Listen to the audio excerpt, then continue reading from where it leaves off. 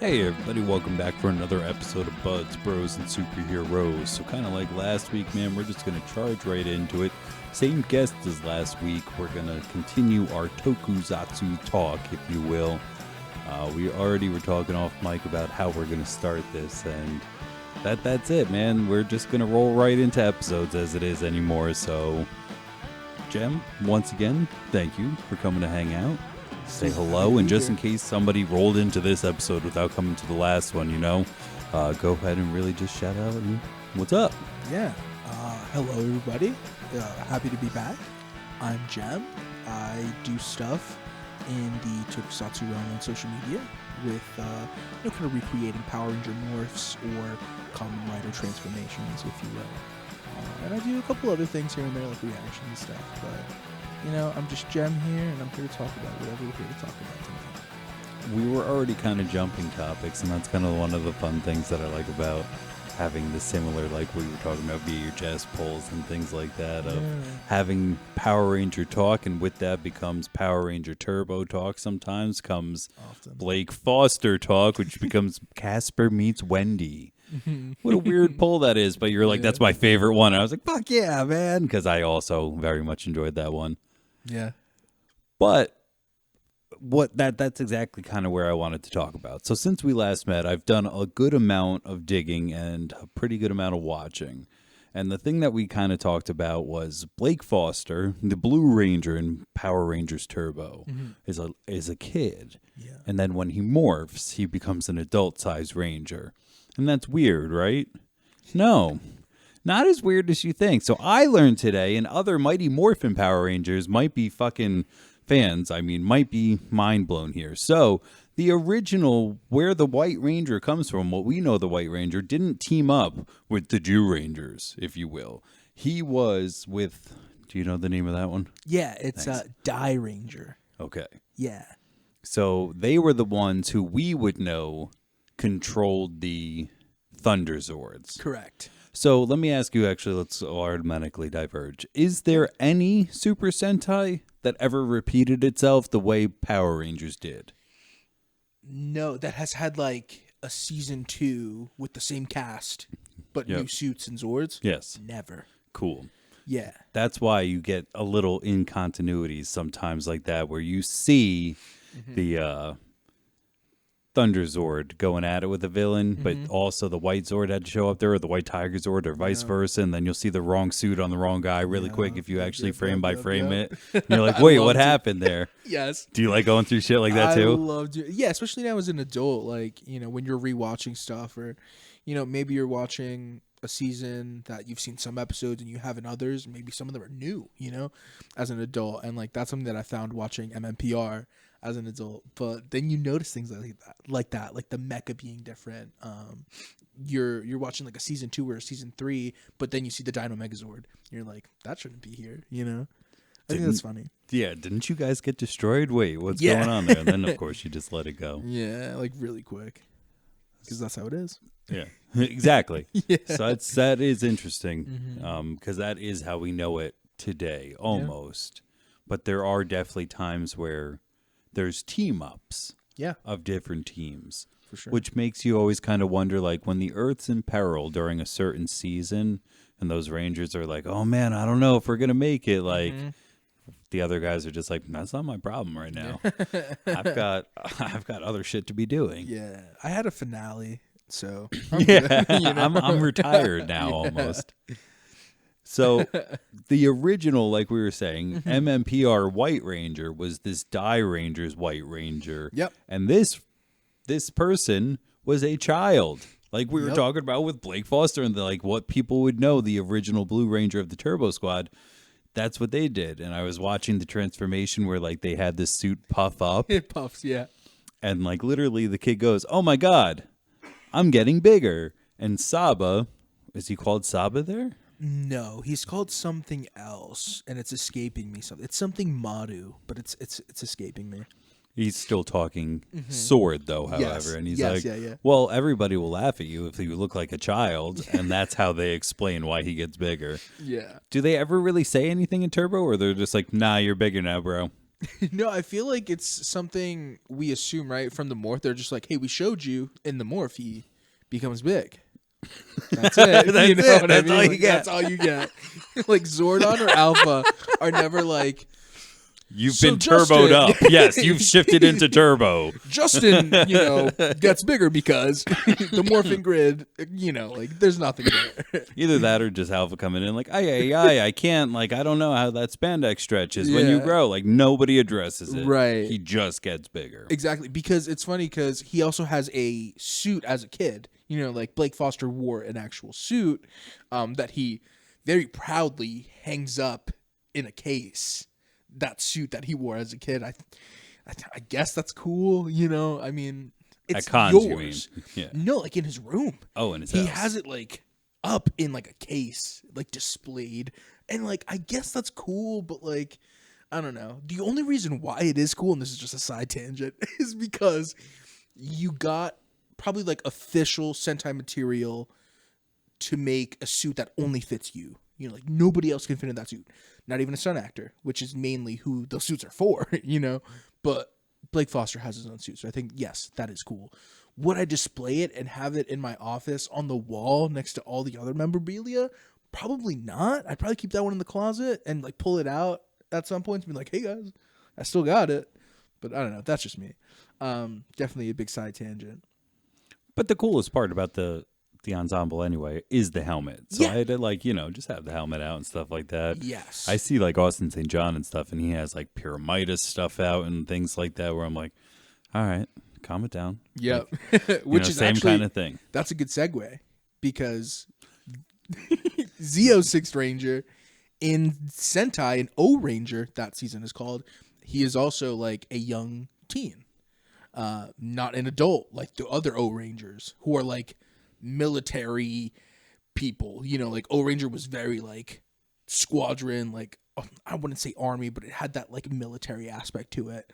So like all the O Rangers are like professionals, whereas like then the Sixth Ranger comes in, and I haven't seen it fully, but he's very different. Like he has Pyramidas and stuff. So there's already another element to him that is otherworldly. But then he's also a freaking young guy. So I saw in his transformation that they called him to the King Ranger.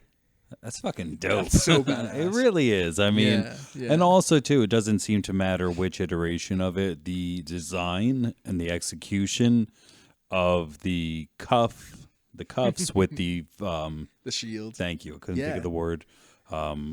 It goes a little bit more. Yes. Because I find in Mighty Morphin Power Rangers, Green Ranger Shield, Mm-hmm. no matter which one it goes, it's not built into it. It's always just a little bit more there. You Yeah. know what I mean? Like it's Yeah. just there. White Ranger kind of gets maybe a little bit bigger or what are these called? Elbow kind of like adornments, and maybe same thing with the knee. But again, doesn't Right. really seem like a full-fledged idea as much as like slap this vest on him. Where I Yes. feel like the Gold Ranger there's more to him Yes. than just the vest adoration, like or addition to it. You know For what I sure. mean? Yeah. A quick question about the Gold Ranger for you. How do you feel about him being called or considered a Gold Ranger and being called the Gold Ranger? Do you think he has enough gold on him to be the Gold Ranger? It's a hard question because, like, if we're going by what we just literally talked about, by just helmet only, if you showed a non-viewer the helmet, Yeah. what ranger would this be? Would Yeah. they say gold necessarily, or would they go with like a black? Probably.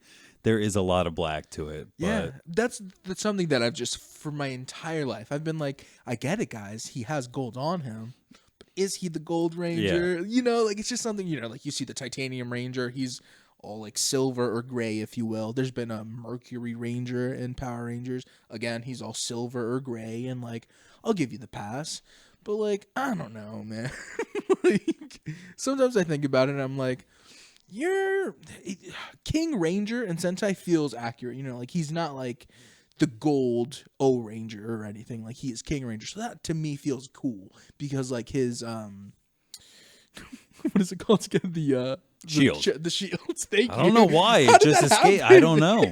Well, you the- tossed me the word, Yeah, I and then I did. had to give it back there. So Yeah. we found out only one of us can think of the word shield at a time. But the shield in itself feels like a crown for the suit. You know, like I get that aspect. So like King Ranger really feels so solid for that suit. But I that's why I wanted to ask, because I often have had trouble with considering him a Gold Ranger, especially because that's his official title. A few things to unpack there, and then we'll try to see if we can find our way back. Yeah. How did you feel about the entire "Who is this Gold Ranger" thing? To find out then that it was just Trey, Right. and like, no, I don't know, and we had to go into a new one where almost, in my opinion, they were like, it might be Billy, and then me as a super nerd, we're talking about the Power Ranger movie, not understanding canon. Mm-hmm. It made sense to me that maybe it was Fred. Mm-hmm.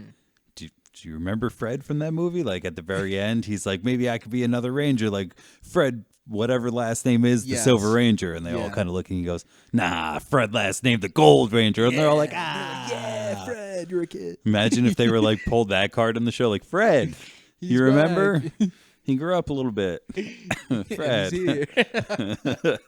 Well, I mean, specifically to that question, like that falls into the category of by the time I got to it, it was already done. So like I was expecting Jason. Okay. So like off the bat, I was expecting Jason, and then I was like, "Who's Trey?"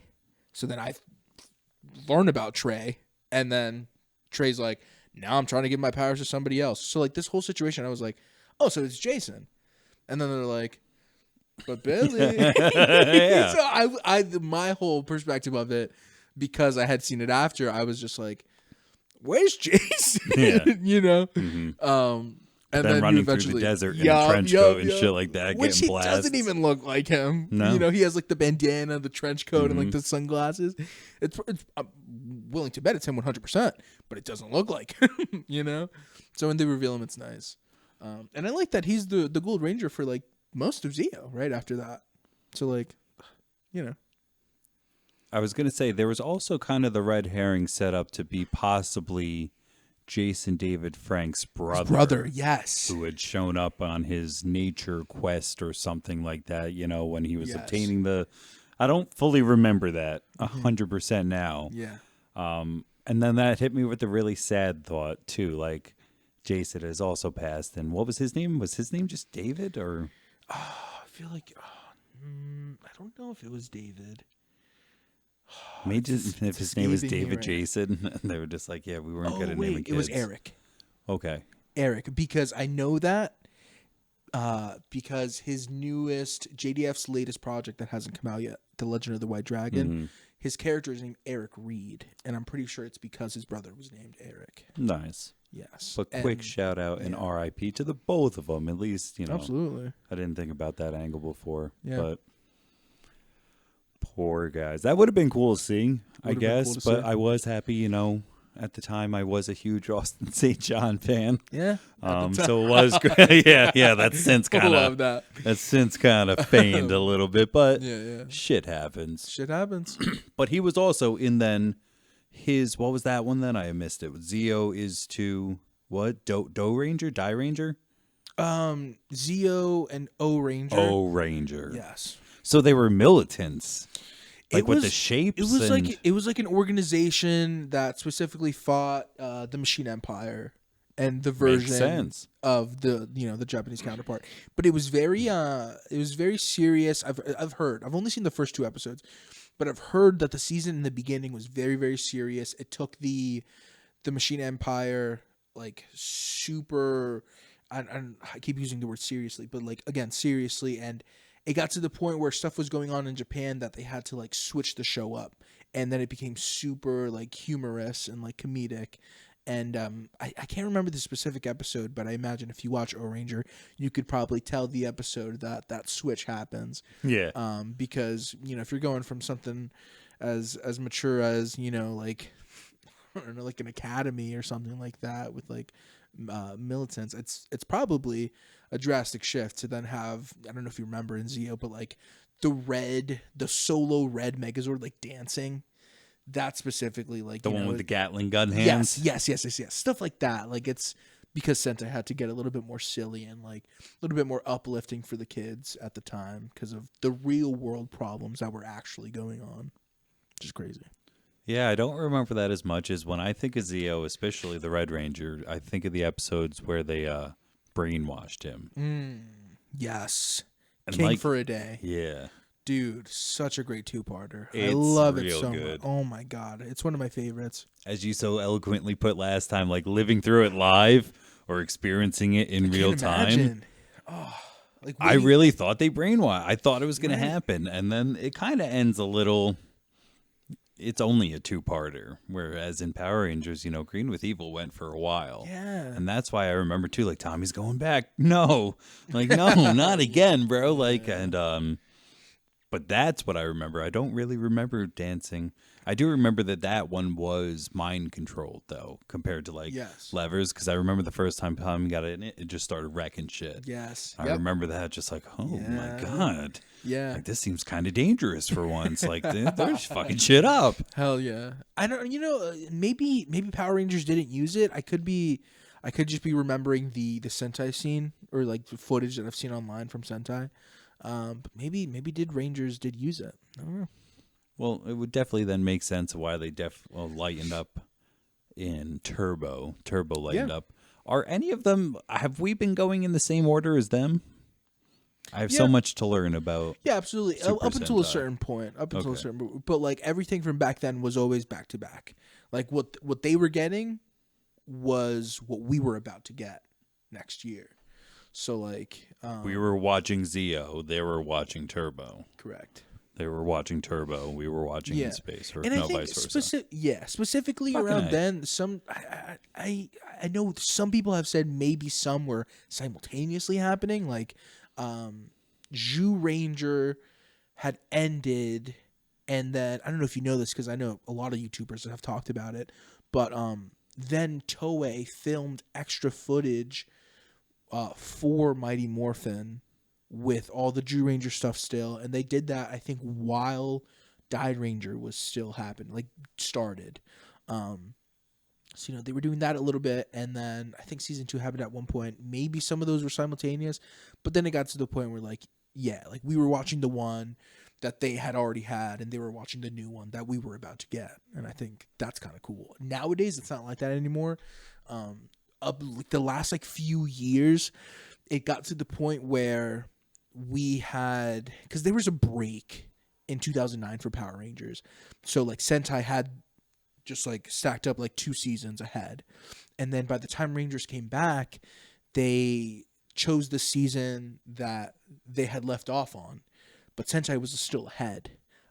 So then it became a thing for Power Rangers to be airing the same season in 2 years. So then we really got backed up on Sentai footage and Sentai seasons that they could choose from. And then eventually it got to the point where they were not going in order anymore. Power Rangers started just like, oh, well, let's choose the season that'll have the best toys or have the best story with, the toys that we can sell, et cetera, et cetera. And it's upset fans because there's a lot of Sentai seasons that, speaking for myself too, that we would love to see as Power Ranger seasons that they have since skipped and that we know they're not going to go back to. People have tweeted out, executive producers have said that they wouldn't choose specific seasons that Sentai have done because of certain themes that they have, or maybe there's too many Rangers. There's a season with like 12 Rangers in Sentai. So just imagine that. But speaking of, that season is currently being adapted. The season that had 12 Rangers in Super Sentai is being adapted, but it's only being adapted for the Megazord footage. So they're almost pulling like a Die Ranger. I almost just heard that somewhere here, somewhere. Yes. So for Cosmic I'm pointing Fury, on YouTube. Just Yes. for anybody listening to us. YouTube just said that because the one that I wanted to ask about would be then what we considered the Thunder Megazord. What did you call that one? Thunder Megazord was Die Ranger. So we'll never see that because then we'd have to explain why there is a White Ranger that looks just like Tommy Oliver's White Ranger. Especially at this point. Especially at this point where we have a Master Morpher literally dropping today where everybody knows that. I mean, I would say could be the most iconic Power Ranger look. Yeah. Maybe overshadowing like I don't know. I think that's a debate. Honestly. You know, that's a debate. Like, what's more iconic, green or white? You know? It really still comes down to his character, though. 100%. Absolutely. Yeah, No, it really absolutely. does. You know? So he wins either Yeah, way. he still does. Yeah, he's definitely resting in peace. Yeah, he definitely is. But that's all right. So that's one that we'll never see because we couldn't explain it. Or the other, and so that's what he was saying. And then we're gonna get this one, but only for the Megazord footage. Womp womp. Like it was that one that we were talking about where you're like, I saw that, but I didn't actually. Let's shout it out really quick. Yeah. The V Joker. The History of Power Rangers, I guess, is the name of it. Yeah. So I kind of like clicked into it like a little, Yeah. But that, I guess, that humor almost goes throughout it where like they will tell you the history, but also point out things that are like funny or I don't know. Like it was pretty good. Everybody should go watch that. That's great. I can go down rabbit holes all day. Oh with my this God, kind no, of for stuff. sure. It's pretty cool. 100%, especially about Rangers. And so we'll kind of shift gears really quick and talk about it. You sent me one, and then I got deep on it as well. Dude, I can't wait to get into this. If you have not listened to the first episode, or not the first, like the previous episode, excuse me, go ahead and do that because you talked to a lot about Kamen Rider. There's this entire, stop me if I'm wrong, the umbrella is tokusatsu. Yeah. Which is Japanese for any entertainment that involves a large amount of VFX or special effects, not even just visuals. Now it'd be mostly computer generated CGI. Anyway, under that, if you're a fan of American stuff, you might know VR Troopers or Big Bad Beetleborgs, and those are all under the Metal Men. Metal Heroes. Heroes, okay, kind of good. The Super Sentai is what we would call Power Rangers. And Kamen Rider came to us once in the Masked Rider. Thank God it was up there too, because I almost forgot. Yeah. And that's all under that umbrella. Yeah. So you specifically are a super big fan of that Kamen Rider. Yeah. And Kamen Rider is a hero kind of similar to the Power Rangers in the fact that every season a new kind of genre takes on. Yeah. The one that you were talking about was Fruit. Yeah. And you didn't hear me wrong, listeners. Like, no, it's Fruit. And at first, like when you said it, I wasn't sure. You know, I pictured the Hey Arnold kids in like fruit costumes battling people, right? And then you went on to tell me it's all about locks. And then there's Pokemon type of battling. And then there's dancing. And I was sitting there just like, kind of shaking my head going like, all right, you know, this is a lot to take in. I wonder how it works. Well, people, it fucking worked. It worked. It was really good. Yeah. It was really, really good. So that was my intro. I want you to talk more about it, though, and kind of set up with, like, what was it actually called? And then I'll tell you the stuff that I liked about it, and we could talk a little bit more. Cool. I'm excited, dude, 100%. So the season that you were just talking about is called Kamen Rider Gaim, spelled Gaim, Gaim. And I really don't know how to describe it. Other than how you just did, because that's what it is in the beginning, you know, and I feel like that's what people should know going into it. There really isn't anything other. I mean, I guess, you know, like the Loxy dealer is one thing, which I feel like is something that like not a lot of people hear about. But I mean, like, it's really just a show about a guy trying to become an adult, essentially. He's trying to become an adult, but he's also fighting his past, and is present at the same time. And like, I know that's super vague, but like, it really is a show just about like coming of age and then also just like friendship. But it's just about so much more. Gaim is just one of those seasons that really, it's not super episodic like Sentai and Rider can be. Filler, you know, like there's so much filler in other seasons, I would say. But Gaim is always important. Every episode builds off one another. I feel like there's like 2 or 3 filler episodes, and they're just to promote other movies that were coming out in theaters in Japan. But like, other than that, every episode just builds off of one another, and it starts out with the story about this guy becoming an adult or like, you know, coming of age, and then it just gets into all these other people that you meet along the way, like Baron, who is the antagonist of our main character. He is basically like the rival character, almost like the antithesis, if you will. Like, our main character is very trying to help people because, you know, like, you should always lend a hand type situation.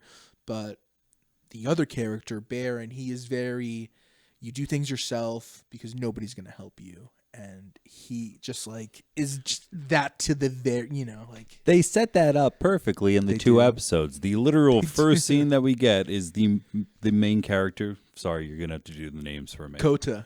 And like this little kid's lost and he's like, hey, don't cry. You don't have to cry. You know, play it like a game. You know, like try to hold back the tears. And if you cry, you lose. Good. Now you're feeling better. What's the plan? And like, and they get to the resolution. It does find its way there. If it's not that end of the episode, it's the beginning of the second one close where I was thinking to myself if it was the same kid. And I was wondering, and I was like, at this point, you got to blame the parents because, like, kids just getting lost and stuck up trees and shit. Like, somebody should watch this kid. And he's like, now he is the Kamen Rider, if you will. He's got the power, and he's trying to transform. Meanwhile, the bad guy who you're talking about, the opposite version, shows up, and he's like, bitch, jump or don't. Like, you know, you can't, you got to choose. You're either going to stay stuck up in the tree or you're not. And the kid jumps and he catches him, and he's like, see? You could have done it the whole time. Yeah. So it was, that's exactly what they kind of set up as, you know, they are rivals in that sense. Yeah. Now the thing to bring up is if they want to be rivals and settle a dispute, it seems like the first thing to do is dance. Which is something different. Yes. When you brought it up, I was like, all right, like they'll talk about it. How much dancing can there be? There's a fair amount of dancing in it where like it was going on and I was like, okay, all right, we're still going. Wow. You know, and like it's for something that's only 22 minutes, dude. There was at least 85 seconds of just dance, and I was like, oh yeah. That was it for the episode, but like it was more than I was expecting. Yeah, and there's a lot of dancing in the first like 20 episodes because I don't know if I've mentioned, but each Kamen Rider season is about 50 episodes. So you get a good amount. There's a lot of different arcs in different shows, but again, Gaim is. I feel like I messed up showing you Gaim first because again, it really is one of those seasons that it's very hard to top. Like anything you watch after this is like if you finish Gaim. If you watch stuff now, you could get into anything, but like if you finish Gaim, it's very hard to top it. It's very well written. All the characters are woven together into this one story very well. And it just like, I don't know, it does this thing that I love that The Office does where towards the end of the show, they start watching the trailer to the doc that they've been making and it makes you want to watch the whole thing over again. You know what? It really puts you in like this, oh yeah, the beginning was like fun and like, I want to rewatch this show. Gaim does this thing where like, it shows you the scene from the very first episode, and I don't want to spoil things specifically. I kind of want it. I'm sorry to cut you off, but like all I'm sitting here thinking about is like, please tell me how this ends, because the number 2 ends on such a thing where they introduce this person, where they're like, all right, so somebody's trying to run this whole thing without anybody knowing, and then what you just said is like they're looking back on the doc, and I'm like, what do you mean? Well, what doc? What doc are they looking back? Like, I don't even know what you mean. So I'm thinking like, oh shit, now I need to know. So like, I'm not sure if like Well, have you finished The Office? Yeah. Okay, yeah. Well, like in the last season, they're. Oh, I thought you meant in Kamen Rider. In this one, no. Somehow this evil guy from the beginning was making a documentary, and at the very end of this season of Kamen Rider, they're making. That would be amazing. No, but now I understand. Yeah, Thank you. Gaim does something like The Office where. You know how like that scene happens where they're watching the trailer in The Office. It makes you want to rewatch the whole show. Gotcha. Gaim does something where like they show a scene from the first episode in episode like 40 something, and you're like, if I knew this in the first episode, I would have like you. Come on, please spoil it. I don't know if I want to. I want to so bad. You want it to be spoiled? This is one of the ones we could talk about a little bit more. Is like harder to find, right? Yes, like I'd have to go through, which we will get to. Yeah, you sent me this on YouTube, and I said, "Sir, I don't speak or read Japanese," and you said, "Turn on the YouTube closed captions to English."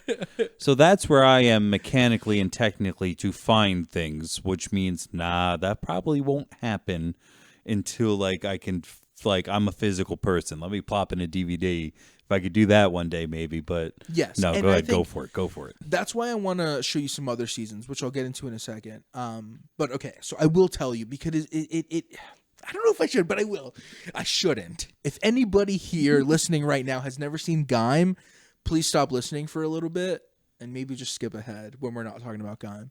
Okay, but so, do you remember the friend with the silver hair? Yes. Okay, cool. He's the one that had the belt, right? Correct, but he didn't use it right away, which means nobody else, like, that's then- why the other kid could use it. And then he went into the forest. I found that fascinating, that, like, once you use it, nobody else could do it. Right. So that means he never wore the belt. Yes, but he went into the forest, disappeared. Right. For forever. No, not until 48 do we find out where he went. Yes. Beep-bop, It's beep-bop, until the beep-bop. 40s where Oh, Kota man. breaks in to this building, Yggdrasil, that is running the whole shebang. Yes, those things are showing up everywhere. He breaks into the company finally, and he goes to a computer room that has all the files from any date and any camera in the city. So he then goes to the date that he and his friend were supposed to meet up, and that the day that he got the belt in the first episode. So he then finds out, because there's also cameras in Helheim Forest, he then finds out that, oh my god, I can't believe I'm telling you this. His friend, you know how when Kota went in the first time, he saw the fruit and he got super tempted, but he didn't eat it? His friend actually ate it, which then turns him into an Inves. But not only just any Inves, it turns him into the Inves that Kota defeats in the first episode. So the first monster that Kota defeats the first time he transforms is his best friend, who he was supposed to meet that day. And it just turns his world. With all the snakes looking things, right? Yes. Yeah. The green statue looking thing. Wow. That was his best. That was Yuya. So like it turns his whole world upside down, and that leads into the next episode, which I'll then tell you, because like at this point you know the spoiler. Then he gets into this whole dream state where he is the monster and Yuya is Gaim, and it's just this really cool episode where like the perspective is shifted, and you just feel for Kota, you feel for Yuya, wishing that maybe Yuya could have been in the whole show. It really just, again, makes you want to watch the whole thing over and really just rewatch that first episode with this new context. You have this context now. So, like, if you ever rewatch it, if they ever, hoping to any god out there that they release it physically, I really hope that you rewatch it and just, like, feel that. Because, like, the first time you watch it, you're just excited that this dude transformed and that he's about to defeat the monster. But watching it in the context that he's defeating his best friend, it's just something else, man. And that's just stuff that I only get in Rider. Like, I can't say that a Power Ranger show has done that for me. I think the closest thing, there's a season called Power Rangers Wild Force, where there's some elements there where the 6th Ranger used to be this knight in the past. And, like, you know, there's a really cool storyline there. But I've never gotten, like, something like that in Rangers. Is that the White Wolf guy? The Silver Wolf, yeah. Silver Wolf. Right, yeah, cool. yeah. I'm trying to keep up, bro. I was boning know, up on stuff all there's day. a Like, lot, I have man. so much to catch There's a up lot. on, but, like, Yeah. I was watching a lot of 6th Ranger stuff, and yeah, that was cool. Magnum Defender was another good one that I thought, like, was kind of, like, when it became the other guy, I thought the spirit of the Magnum Defender was like, my fucking kid is dead. My kid with the giant bobblehead is dead. Also great. I thought that was pretty cool. Yes. Kind of go similar in Yes. Actually, funny enough, it's not his son, it's his brother. his little brother. Yeah. Because we have to really talk about the size of that kid's head in that fucking costume. It's Oh it's my ridiculous, God, but that's so super. good. Yeah. Back to the Kamen Rider. I really am going to want to finish it up. Yeah. The things that I wanted to talk about really quick and then get back to that I liked about it was I got a real, what you were talking about with this kid, just trying to make his way, a real Peter Parker feel for him. Yeah. Where he's living with his sister, which I thought was interesting. Yeah. Not always an angle that you see of just like them two, like my parents are dead and now she's been taking care of me and now I need to take care of myself in order to help take care of her. You know, Right. if I lighten her load by lightening my load, we could do shit. And Right. I liked that. What I liked about that continues, and I don't know if it's common in the show, but he gets home and he's like, bro, I could transform. And like she hears him transforming in his bedroom and she opens the door and he's there transformed. And she's just like, okay, and just closes the door really slow. Yeah. I said, that's fucking funny because I Yeah. feel like if my sister had seen me, like, hey, if I was morphing in my bedroom and she saw it, she just like, if she saw me in a costume, especially in the universe we live in. So that's the other thing. Is there ever a reference to other Kamen Riders? Like in this one that we're talking about, like, does he know he's a Kamen Rider, or is this just like, No. oh shit, this happened? Yeah, so this season specifically, they call them armored riders because like that radio show host guy. That's a fun element. Yeah, he calls them armored riders. So there's never really a moment that they're like, we're common riders. They're always like armored rider Gaim, etc. Once, the fruit thing we have to talk about. Yeah. So I don't know if it's really ever explained. So I have to rewind to my brain because you said the name and I already forgot. They enter into a world, a ghost zone or Yeah, the Helheim Forest. thank you, Yeah. where there are fruits growing. Yeah. Where when you pick them, you want to eat them. Mm-hmm. And if you do, you become a Yinvi, a bad guy, a monster. Yeah. But if you don't, they become locks. Yeah, so that only happens when you wear a belt.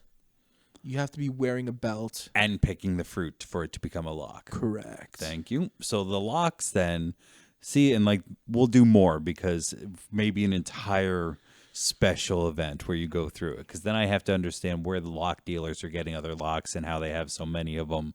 I'm assuming it's the guy in the limo at the end of number 2, at the episode 2, maybe. Yeah. Because he seems shady as fuck. But anyway, the lock that he gets is an orange. Yeah. And once again, to kind of make the joke of, I wasn't sure how this was going to go. And for a second, it was going to go the way I thought, which is kind of goofy, where a portal opens over his head and a giant orange encloses over it.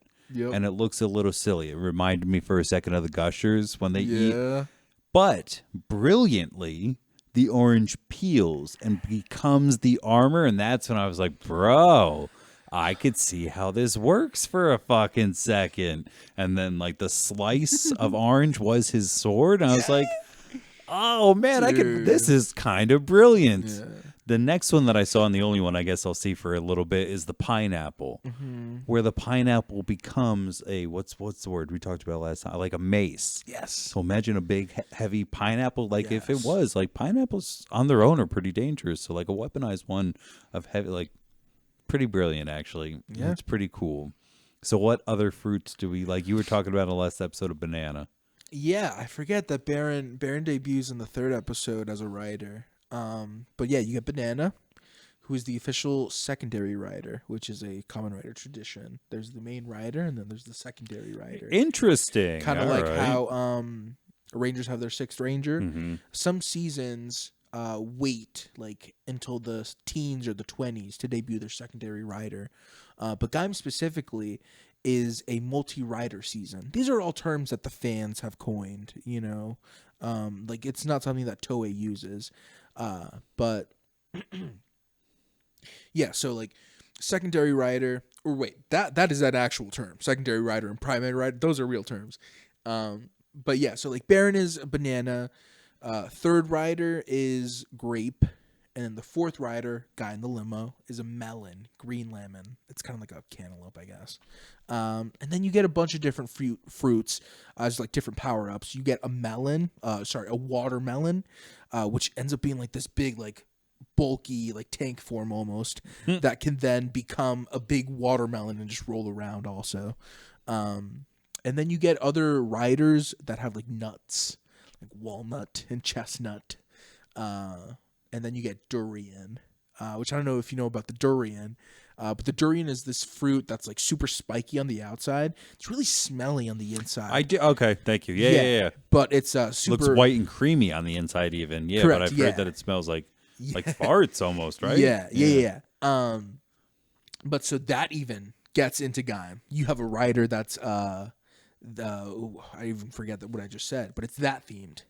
Durian, thank you. It's durian themed, and that character is really fun because he's a baker, and he has this like bakery, and he makes cakes, and like it's this really like fun little thing. But yeah, you get a couple different fruit. The one that you'd think that you'd get right off the bat that you don't is apple, And that is actually like a very important story element later on, you know, because the apple is the forbidden fruit, you know. Interesting. Yeah. I've heard pomegranate. Right. To quick talk about the locks. For sure. They give power-ups to the rider, but they call forth the monsters as well. Yeah. Just I don't like quickly I don't want to So save and like it's okay. what more of those? Like I just don't. It all comes down to the belt. So like on their own, Thank if you you. Then open, how many belts are there? Yeah. So you Who's get making them? Yes. Okay, that is the question then. Yeah. Okay. It all comes back to Awesome. that. Like there's so many questions that you should have. But it all comes back to the promos. Like what are they promoting on TV? Yggdrasil. I think it's like new life, new whatever. Like, you know, they're it's like that's been propaganda for a while. And that's something that becomes more and more prominent, and you see like all these questions like the dealers, like all these things come back to Yggdrasil. Like it all just like so like that is definitely answered. I don't want to give you all the answers, but like that's something where like, you know, you put 2 and 2 together and that'll give you that. Like I said, the characters are weaved into like the whole story so that like they're important. So like there's a certain character on the Gaim dance crew that is somebody's brother, and that is just a storyline where like secret identities are had, like, you know, like people don't know who this person is, and then, you know, this person steals this lock and now he can transform into this rider and make people think he's some, you know, like there's a lot of twists and turns with Gaim. But to answer about how many belts, there's the main belt, the Sengoku driver, that like all the main riders use in the beginning. And then midway through, you get a second driver. It's called the Genesis driver. And it's mainly a power-up for Kota, the main guy. It's mainly a power-up for him. He doesn't use it. But the locks that you get with the Genesis driver, he ends up using with his belt. He gets like an attachment that makes it longer so that he can have the main lock seat in the middle, but then use these other Genesis lock seats. I forgot their name, but these newer lock seats, he can attach them to the side. So he has 2 lock seats now. So that's something really cool. And then you get 4 new riders that use the Genesis driver. So like there's just like a whole shebang of riders. And the Genesis riders, just to give you the fruits of them, you get Cherry, Peach, Lemon, and Melon again. Yeah, I gotta find it, dude. I'm almost tempted to just like burn it all for you on a DVD and just give it to you. That would be cool. Yeah. I literally at this point in my life could not figure out how to do it. No, I get it. I remember the LimeWire, and I could make you a CD at one point in my Yeah. life. I remember doing that for sure. Right. Burning media past that though, I that's kind of not there. I get that. Speaking of the new age, to take a 90-degree turn, but not really, still Power Ranger talk. Yeah. I don't think we did 100% talk about Power Rangers, the movie. Yes. And then Power Rangers, no, Turbo, a Power Rangers movie. Did we talk about the 2017 Power Rangers? Was it that long ago? Was it 6 years ago already? Really has been. Yeah. Holy shit. It's crazy. What'd you feel about that? I mean, I saw it in theaters 7 times. So like I was really trying to like, you know, support that movie. But you know, I liked it. I liked it more than the average viewer, I would say. But I still have some issues with it. Like I don't think it's a perfect movie. I think it's imperfect, if anything. But I think it had a good basis for something cool. Hell yeah. And I think it could have been cool, which is the biggest bummer. You know, like the fact that it could have been cool and that it's not is a bummer. But I think there was cool stuff there. My biggest, coolest thing is, and that I loved, and like you said, if just this premise was even kind of thought through, as a Mighty Morphin Power Ranger fan, the fact that this whole movie centers around the Zeo crystal, really, like that's cool. That sets up something that we can go, haha, that other kids would just go, yeah, Zeo crystal, you know, like we would understand that. Oh, yes, that is super powerful. And down the road, we'll do things unexplainably cool. But for right now, it's just something that needs to be guarded on the planet. Yeah. Cool beans, like, let's talk about it now. Let's make 2 more movies. And then let's present a problem where they're like, I don't know what to do. Yeah. I really can't imagine they destroyed shit. What do we do? And they're like, what about that Zeo crystal that Rita wanted all those years ago? Some shit like that. Yeah. And that's how we get a Zeo movie eventually. Dude, I would. It seems so easy, right? It really does, because they had the groundwork there for all of that. And I remember reading when the movie came out that they had like 6 ready. That they were like 6. Yes. Oh man. Which, when you think about it, like, okay, so let's lay it out real quick. The first movie was Rita. Second movie, is your main villain Zed, or is it Scorpina? Is it somebody else that isn't Zed, or do you just go to Zed in the second movie? It depends. All right, so let's lay it out, please. Yeah. Oh man, it's gonna be fun. So 6 movies. Let's say it. Right? Let's say so. But does in the 6th at 6 do we get to Zeo, or is it 6 for what we would consider those 3 characters? They have to get. I'm thinking if they thought 6 movies, they had to go Zeo after 3, right? So, all right, so that further let's helps say me that. out. Let's say that. After 3, so that means we have 3, and then the 4th would be Zeo. Zeo, yes. Cool. So with that, then Tommy would definitely come into the second one because we got the MacGuffin at the end of the first one. Is Tommy Oliver in detention? Yes. And we saw like green shit lying around on an empty desk, and we were like, I guess not. All right. So yeah, if that was true, that means we. So do you think that number 2 should just be an all green with evil storyline? That's what I'm thinking right now. I'm thinking Tommy is the main antagonist of the second one, but maybe there's like a Finster type character that like gives him minions and or monsters that he could like. So let's call it a Scorpina. That was a good call. Scorpina will be the red herring, the person at the top who like, I don't know, like where could she be getting all this information? Yeah. And Tommy's sitting in the corner with like, he's wired up, just like sweating bullets. Like, I don't know, Jason. So how do you guys morph again? But that would be cool. And then for sure we get him at the end of it. He's on our side. We defeat Scorpion, and then number 3 would be Zed. Yeah, for sure. Easy. And then at the end of 3, that's where you're left with. He's destroyed everything, and number 4, we have to go back for the Zeo crystal. Yes, and I think at any point you could bring back Rita, just because I felt like they wanted to bring her back. They left her on the moon, and like Rita in the moon. That's like, I don't even know what it's like. I want to say peanut butter and jelly, but it's not. But like when you put those 2 things together, you're like, okay, she's on the moon. It's like lamb and tuna fish. Exactly. Yeah. If you know that reference and you're listening, type it down in the comments. We'll leave a plug for that, but I don't know how many people will get that, but that shit's funny. Yeah, but it's something that I think, you tease Zed at the end of 2, or maybe like maybe Scorpion's talking to somebody the whole movie and Zed the whole time. That way, like, he's technically in 2, but he's not the big bad. So like Thanos put him all the way up there. Because I feel like he's that character. Oh, hell yeah. Like that final villain, if you will. And then I think 3, he is the villain for that one. Maybe he destroys the green powers. You get White in that movie, maybe. Or maybe you don't even get White and they just go from green to red. I think it would make more sense, especially as like everybody just discovered and we talked about, like, it doesn't even make sense that the Mighty Morphin Power Rangers would be with a White Ranger if we were going to go by the Toei history, if we will. We should call one the Toei and one the Saban history almost, because those are the 2 overarching kind of guys. I feel, though, like we learned later, I think it's Boom Studios did it, I don't know, maybe correct me if I'm wrong, that Zed is also so tied into the Zeo crystal.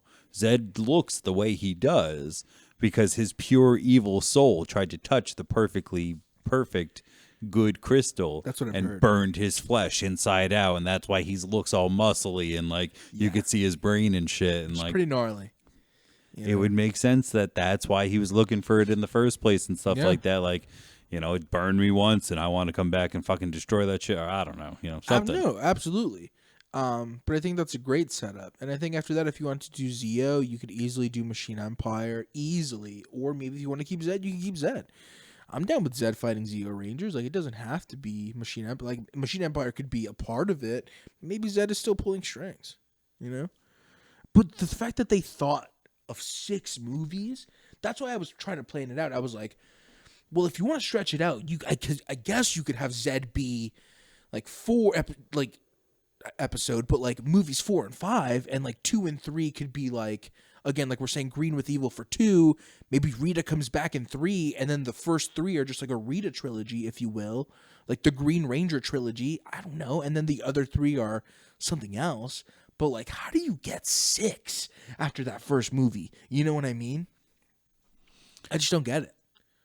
Especially, too, because the way they went with Zordon wasn't fun. No. He wasn't really super duper likable. And they all kind of wanted you to like him at the very end. Like, hey, I guess Billy should have died. But, like, nah, he can live. I won't be selfish. Yeah, like, I'll stay as a big head, guys. Don't worry about me. Yeah. I mean, technically, I'm kind of alive, and now we Right. can all still be alive to Yeah. some degree or another. Right. where The opposite version's not that. I don't know. No. I got to ask you, Yeah. last time you were here, first time you were here, same time, right? Yeah. Where I was like, I said to you, do you like, I like to bring snacks and stuff like that. You're like, my mouth hurts. I'm doing only soft stuff. So I said, Yeah. soft stuff, donuts. Yeah. I should get Krispy Kreme donuts. And now we're sitting here talking about the Power Ranger movie. Like, that product placement was goddamn egregious, sir. It was too much. And that's something that, like, that was, like, my biggest issue with the movie. It was like, come on. Like, just give me something to be proud of. It's something that, like, you know, as a Power Ranger fan, maybe you feel this, but, like, we're always, like, I don't know. Like, we're not the coolest fan base. So I feel like often people are like, oh, Power Rangers, you know, like, whatever. So, like, any chance I get with some ammo that I can be like, this is cool as shit, man. What are you talking about? Yeah.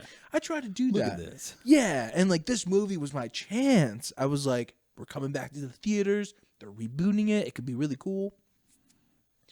Especially if it made a lot of money, too. You'd be like, oh, I'm into Right. stupid stuff. That's why it makes $1 billion. Right. Or, No. like, just something like, hey, maybe it could be the new MCU, if you will. That's It a could have stretch, been. but maybe it could be. But half of the thing's a freaking Krispy Kreme commercial. Like, Christ. Yeah, there's more talk about Krispy Kreme than there is morphing. That's for sure. Like, how many times did Elizabeth say Krispy Kreme in that movie? Yeah.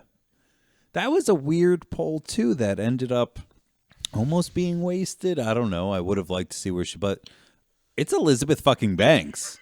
Like, that was a big name. You know, the kid Yeah. from Stranger Things is kind of big. Speaking of The Office, his dad is Roy from The Office. Isn't that fun? Yeah. First time I saw that and put that together, I was like, no. Yeah. Holy shit, Roy's very mean. Yeah. Well, speaking of wasted, how about that cameo at the end of the movie? Like, what kind of a waste? You know? Like, I don't know. I didn't think they needed to be Rangers or anything, but I figured, like, let's give them like a speaking role, you know? Do you think it's possible anybody would have made it this far into the podcast Into the podcast. without knowing who we're talking about and needs it explained? Just in case, like Jason David Frank and Amy Jo Johnson were Yeah. both in it as non-speaking roles, and I heard that, like, was that always that way? I thought they may have They filmed filmed something a else. few, I heard. Okay. Yeah, because I had the DVD and I'm all over those behind the scenes. But also, JDF had My Morphin Life. I don't know if you ever watched that. It was like a little vlog show that he had about his daily life and things that he did, which then turned into My Vlog in Life. And he made a vlog about being behind the scenes and filming for that movie in New Zealand and stuff. And he mentioned filming a few cameos, and the one that they went with was the one that they went with that I guess like he pulls out the phone and like everybody starts taking pictures after he does.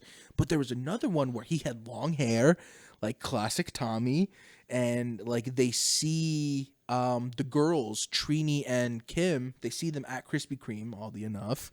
But he's there with like Tommy long hair and fucking Kim.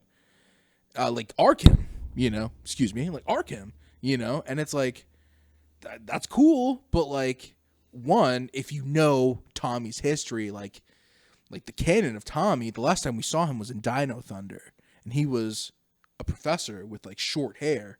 So like, I don't think he would grow out his hair after that, you know? Like, I feel like they made the right choice going with like a shorter hair Tommy. But overall, like, why would you, I don't know, I feel like he should have had a role in the movie. You know, maybe not even as Tommy, but like as just like JDF being a character. The principal of the high school. Something. Exactly. Even, what if he was even the detention monitor? Yes. So this way he even had the chance to say, is there a Tommy Oliver here? And like he said it wrong or something, or a Tamai, or like, you know, why that is came that better than what they did? I don't know. You know, like how is that? How are we sitting here writing better shit? I don't know. That's what I think about often, honestly. I can't kind of keep the thought out of the back of my head right now of like, what if somebody heard this and they're like, fine, you try, and we did, and we fucking did it. I would love that. I feel like out of 6 movies, we pretty much nailed a better breakdown than anything I think James Gunn is going to do for DC. How about that? Oh my god, yeah. Oh my god. Next time I stop by, we have to talk about James Gunn and Kamen Rider, because he is a fan. He loves Toku. He really loves Ultraman, and he loves the OG Kamen Rider. And I've always thought about like if we had gotten or not if we had gotten, but like if we ever get a Kamen Rider adaptation in the US, like for the movies, like who would do it? You know, right now, do you think it'd be him? I'm thinking the closest thing right now is him, but I would love to pick your brain and see who you'd think. Because again, like I want you to watch Shin Kamen Rider. Shin Kamen Rider is a theatrical movie that came out a couple months ago that I was thankfully able to see in theaters. But it's a reboot or a retelling of the original Kamen Rider series from the 70s in a movie. And it doesn't recap the whole show or anything, but it just like retells you that origin story of Kamen Rider with this modern lens, and this specific director in Japan. It's a really good movie. It's one of my favorite pieces of Toku media since I've seen it. Like, it's just really good. So I'd probably throw that your way for the next time we talk, so I could get your input on like where you could see like a US version of that, and like who you would cast. Even I was asking Sophia, like, who would be Kamen Rider if we're casting Kamen Rider, you know, like I don't know, but yeah, I was thinking about that real quick. It's funny you say that, because yeah, I mean, when I think about if I had to cast just the 2 episodes we talked about in this episode, right, and like who I think they're almost with the Peter Parker vibes, you know, Tom Holland almost seems a little too obvious. You know, yeah. He is someone who is just thrown out there a lot, unfortunately, but I also do find him charming. For sure. I can't help it. You know, he does seem believable as a kid. Like, I love that scene in Civil War where like we first meet him and he's just like, fuck, dude, I was having this regular day. You know, I found this in the garbage algebra test. Nailed it. And like now all of a sudden, like this is like, he really sold that to me. So like I see that kind of, because again, I love that scene where his sister walked in, or like it was him figuring out like, oh, I have powers. I can lift these heavy things up to the top shelf very quick, but when I do so, my landing causes all my coworkers to fall down. And kind of saying like, this power that was bestowed upon me is not for personal gain. It should only be for the good of people and stuff like that. Yeah. So I kind of I could see that. But I'll watch. Is that one of the ones that you pointed out on the Prime? Yes, it is on Prime. Shin Kamen Rider is, and it's a movie. I'll watch that shit tomorrow, dude. For sure. Should. Recommend it. No, 100%. Let me know what you do. 100% will do. Yeah. Again, sir, I want to say thanks for coming over. Dude. Thanks for talking so much Toku. Yeah. I really honestly feel like we could just keep going. We really could. It's something that we'll have to look forward to, or look into in the future, of having something more, because that would be super duper cool. Oh, absolutely. Again, just in case at the very end, from now on, I'm going to create a drinking game for our listeners as I think about it. Every time I say again, take a shot, and you'll be fucking wasted. It's my verbal crutch. I got to get off that. Anyway, one more time for anybody listening, where can they find you? What kind of... Oh, really quick, too, plug your last project, too. That was a good one. Oh. I like that one. Here, I'll pull it up there, too. The last one? We recreated a henshin from the season Kamen Rider Revice, and it has the forms Jack Revice and the form Crimson Veil's respective henshin poses. It was something we did with our friend Frankie that lives in New York, and we drove down to New York, went to this park, and just filmed with him. It was really, really fun to film with another Toku fan. I often film with my friends who don't watch Toku or Rider, so like I have to explain what the pose is and like what they have to do and stuff.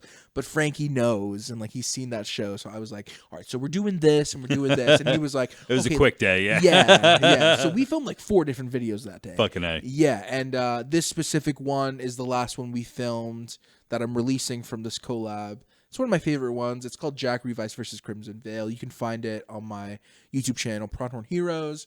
It was just fun to kind of just like do a versus also. Like we often do like moments where like heroes are about to henshin for the first time by themselves, or like a duo is side by side or something like that. But like this one was fun to kind of do like a versus with like a hero type character and a villain type character, which was really nice to like experiment with. Just one last time. Sorry. Henshin. Henshin, yeah. What's that mean? Well, I also wanted to tell you about Kamen. So Kamen is masked. So like masked rider. They literally just Kamen Rider, masked rider. And Henshin is loosely just transform. Okay. Like it's just change, transform, morph, if you will. So when people are saying henshin, or when the writers say henshin, they're just saying transform, like they're transforming. Makes sense, because that's the one I was watching. I was like, shit, I know for sure you told me last time, but I forgot. But awesome. Yeah. If they wanted to watch that video, or where would they go? You would go at PrawnHorn Heroes on YouTube. And if you're like, well, I don't really go on YouTube, I'm on Instagram, you can find me on Instagram at PrawnHornGem, and then through there you can find that video for sure. Thank you. Thank you again. Anybody else who wants to find us out there, we're coming back to the Instagram. You know, we're getting back into the full kind of swing of things, enjoying our time. We're on there. If you're listening to this on YouTube and you want to take it on the go on podcasts, it's on Apple. It's on a few different things. It just kind of goes. If it's not on one that you want it on, let me know, and maybe they'll put it on there. I don't know. I'll figure it out. Anyway, thanks very much, everybody, for listening. I've been Nick James, hanging out with Jem again. I once had a sign-off saying that I forgot, and 2 weeks in a row, I don't remember it. So I'm going to ask you to say what you said last time, because it was so sweet. Don't even remember. You said Snoogans. Snoogans. I did say that. I loved it. Take care, all. Be safe. How about that? That's how I enjoy it. I want to Bob Barker style, maybe. Like, oh, no, Jerry Springer always had a good one. Like, take care of yourself. Take care of each other. That's what I'll do. I'll end every single one from now on with a famous person's last final sign-offs. That's awesome. Boom. That's how we're going to go. You guys just saw an idea come to life. How about that? Anyway, goodbye, all. Thank you. Thank you, Jeff. Thank you.